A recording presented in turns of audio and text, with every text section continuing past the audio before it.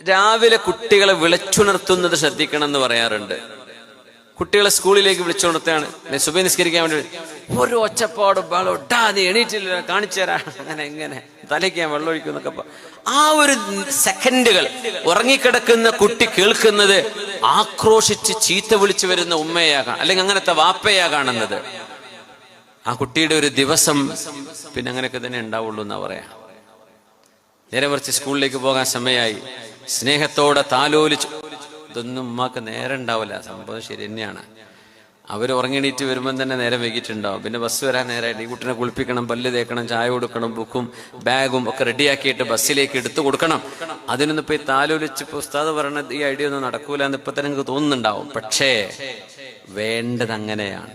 പേടിപ്പിച്ചിട്ടല്ല എഴുന്നേൽപ്പിക്കരുത്. രാവിലത്തെ ഒരു ഉണർവിന്റെ അത് ജീവിതം തുടങ്ങുന്ന സമയമാണ്. സ്നേഹത്തോടെ നിസ്കരിക്കാൻ വിളിക്കാം.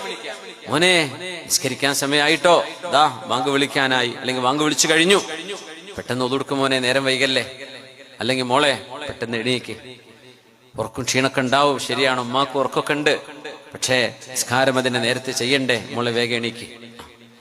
ഇതും നീ എണീച്ചിട്ടില്ലേ എന്ന് ചോദിച്ചങ്ങ് ചൂടായി ദേഷ്യപ്പെട്ട് പൊട്ടിത്തകർന്ന് വരുന്നതും ഒരുപോലെയാണോ?